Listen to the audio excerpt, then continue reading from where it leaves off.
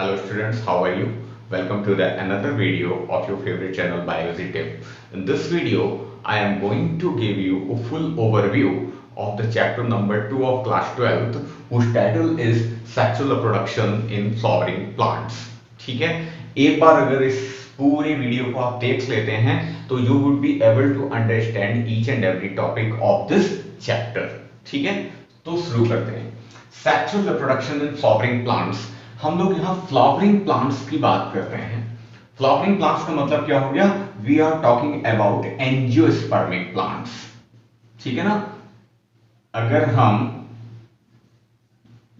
Angiospermic plants की बात करते हैं तो केवल इन्हीं प्लांट्स में ही आपको क्या मिलेंगे? फ्लावर मिलेंगे. जिम्नोस्पर्म, टेरिडोफाइट्स, ब्रायोफाइट्स या एल्गी में आपको फ्लावर्स नहीं मिलते हैं. तो चाहे तो हम लोग बात कर लें फ्लावरिंग प्लांट्स की या हम लोग कहते हैं इसकी जगह एंजियोस्पर्मिक प्लांट्स. ठीक है ना. अब एंजियोस्पर्मिक प्लांट्स में हम लोग बात किसकी कर रहे हैं? सेक्सुअल रिप्रोडक्शन की. ठीक है ना. तो we have to know about the process of the gametogenesis as well as the fusion of gametes, because as you know that the sexual reproduction is characterized by the formation of gametes and fusion of gametes. तो यहां पर gametes कैसे बनेंगे और gametes कैसे fuse होंगे, वही चीज हम लोगों को इस चैप्टर में पढ़नी है. तो सबसे पहले अगर हम लोग पूरे एंजियोस्पर्मिक प्लांट की बॉडी की बात करें तो ये जो प्लांट होता है ये डिवाइड होता है टू पार्ट्स में. One part is called vegetative part and the another part is called reproductive part. अब देखिए, अगर हम वेजिटेटिव पार्ट की बात कर रहे हैं तो सेक्सुअल रिप्रोडक्शन से इसका कोई लेना देना नहीं है. ठीक है ना. It is not going to be related to the process of sexual reproduction and it is exhibited by root, stem, leaves of plants. ठीक है ना. लेकिन on the other hand when you are talking about the reproductive part, तो reproductive part की अगर हम बात करते हैं तो रिप्रोडक्टिव पार्ट क्या है? फ्लावर.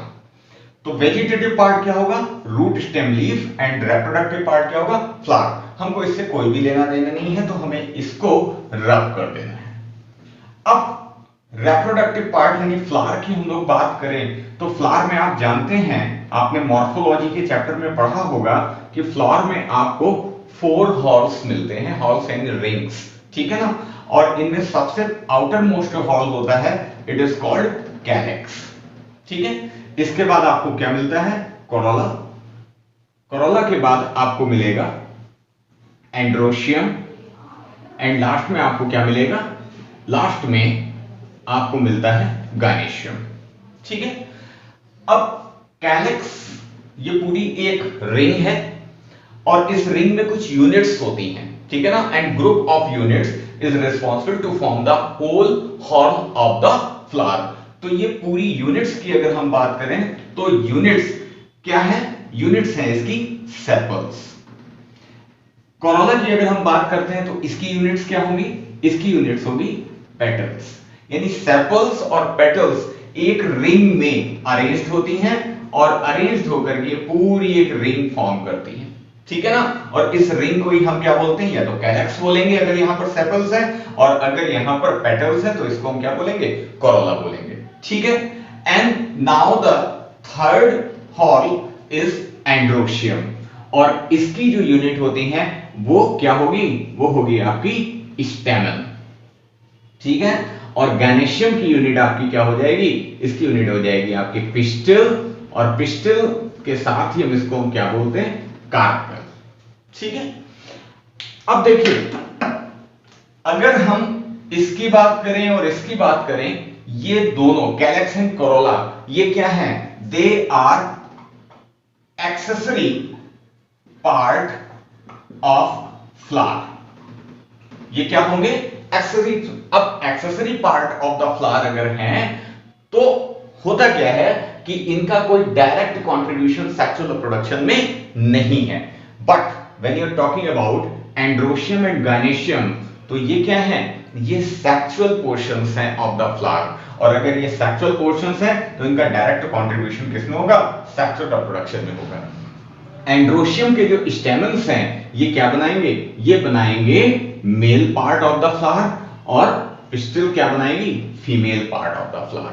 तो हम लोगों को केवल और केवल इनके बारे में अभी बात कर रही हैं, ठीक है। देखिए, अगर हम लोग बात करते हैं स्टेमन्स की, तो स्टेमन्स के अंदर क्या होगा, actually this is the structure of स्टेमन, and when you're talking about a stamen, it is divided into two parts. This is called anther and this is called filament. अब देखिए, एंथर की अगर हम लोग बात करते हैं तो it is fertile portion and it is non fertile, और नॉन फर्टाइल की जगह हम लोग लिख सकते हैं it is sterile portion of the stem.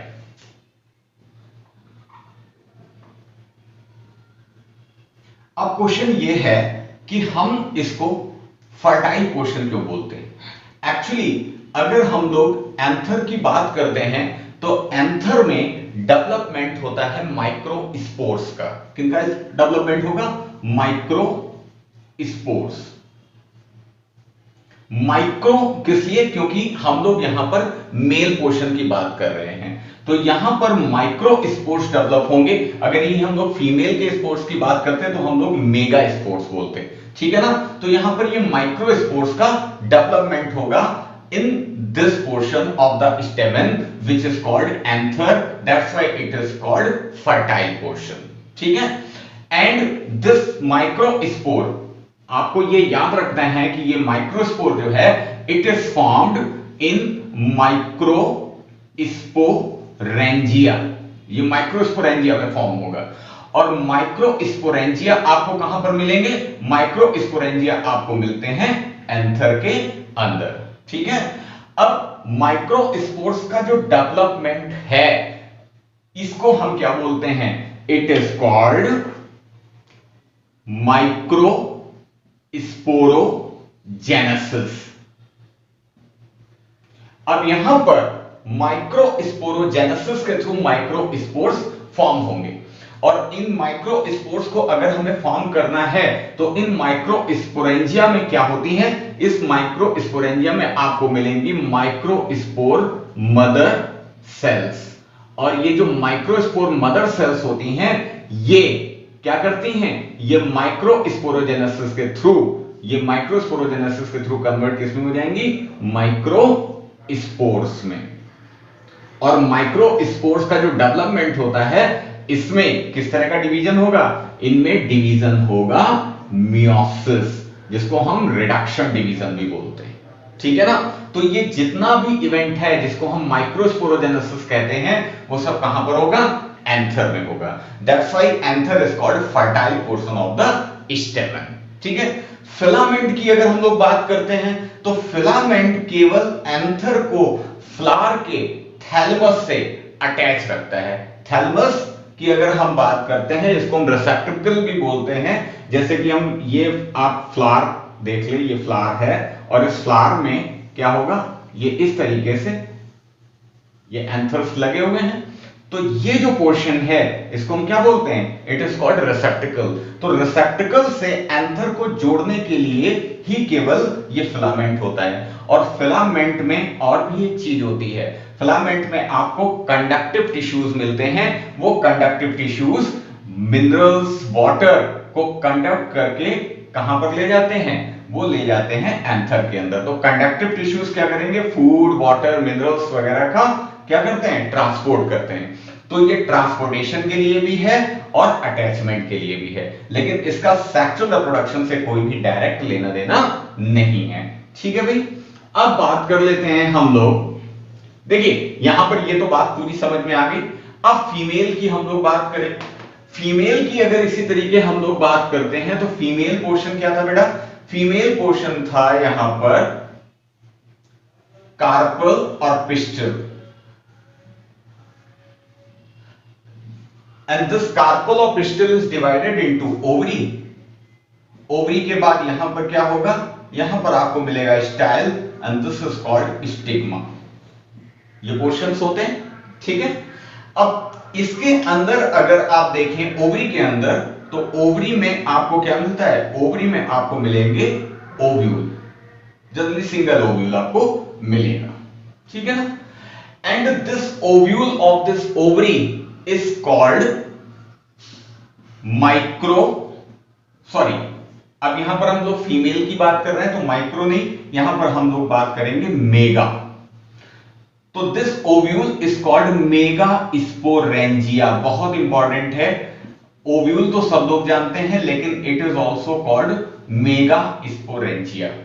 अगर ये मेगा स्पोरेंजिया है तो इसका मतलब क्या होगा, इसके अंदर मेगा स्पोर्स का फॉर्मेशन होगा। किसका फॉर्मेशन होगा, मेगा स्पोर्स का। और अगर मेगा स्पोर्स बन रहे हैं तो यहां पर भी क्या होगा, रिडक्शनल डिवीजन, जिसको हम क्या बोलते हैं, मियोसिस बोलते हैं, ठीक है भाई। अब यहां पर मियोसिस हो रहा है मेगा स्पोरेंजिया के अंदर और मेगा स्पोर्स फॉर्म हो रहे हैं। और ये जो पूरी पिस्टिल है, इस पूरी पिस्टिल को हम लोग क्या बोलते हैं, मेगा स्पोरोफिल। तो मेगा स्पोरोफिल पूरी पिस्टिल हो गई, इसके अंदर का जो ओव्यूल है it is called mega sporangia. Mega sporangia के अंदर से डेवलप हो रहे हैं मेगा स्पोर्स, ठीक है ना, मियोसिस के थ्रू। और लेकिन मेगा स्पोरेंजिया के अंदर मियोसिस किन सेल्स में होगा, मेगा स्पोर मदर सेल्स। अब यानी कि मेगा स्पोरेंजिया के अंदर मेगा स्पोर मदर सेल्स होंगी, इनके अंदर मियोटिक डिवीजन होगा और इससे क्या बनेंगे, मेगा स्पोर्स बनेंगे। और अगर मियोटिक डिवीजन हो रहा है बेटा तो यानी कि मेगा स्पोर मदर सेल्स जो होंगी वो डिप्लॉइड होंगी, और डिप्लॉइड होने के बाद ये क्या बनाएंगी, हैप्लॉइड मेगा स्पोर्स बनाएंगी, ठीक है। इतनी बात समझ में आई। अब देखिए माइक्रो स्पोर्स की हम लोगों ने बात की थी, ये हैप्लॉइड थे, मेगा स्पोर्स भी क्या थे, हैप्लॉइड थे, ठीक है। ये दोनों ही क्या होते हैं, आपको एक चीज मालूम होनी चाहिए कि बोथ आर यूनिसेलुलर। ये दोनों ही क्या होंगे, यूनिसेलुलर होंगे, यानी इनमें सिंगल सेल होगी, इसमें भी और इसमें भी। जब इनमें डिवीजन होगा, सबसे पहले हम लोग माइक्रोस्पोर की बात करते हैं, जब इसमें डिवीजन होगा, और कौन सा डिवीजन हो रहा है, अब ये एन है तो अगर हैप्लॉइड है तो इसमें कौन सा डिवीजन होगा, केवल और केवल इक्वेशनल डिवीजन हो सकता है। क्यों, क्योंकि रिडक्शनल डिवीजन तो हो ही नहीं सकता, क्योंकि अब पहले ही हैप्लॉइड है, n/2 तो होता ही नहीं है, तो इसलिए n से केवल n ही बन सकता है। तो यानी यहां पर इक्वेशनल डिवीजन या माइटोसिस होगा, और माइटोसिस के बाद क्या होगा, ये जो सिंगल सेल्ड माइक्रोस्पोर है ये क्या बन जाता है, ये बन जाता है मेल गैमेटोफाइट। और मेल गैमेटोफाइट जब बनेगा तो इसमें सेल्स एक से ज्यादा होंगी, that's why it become multicellular.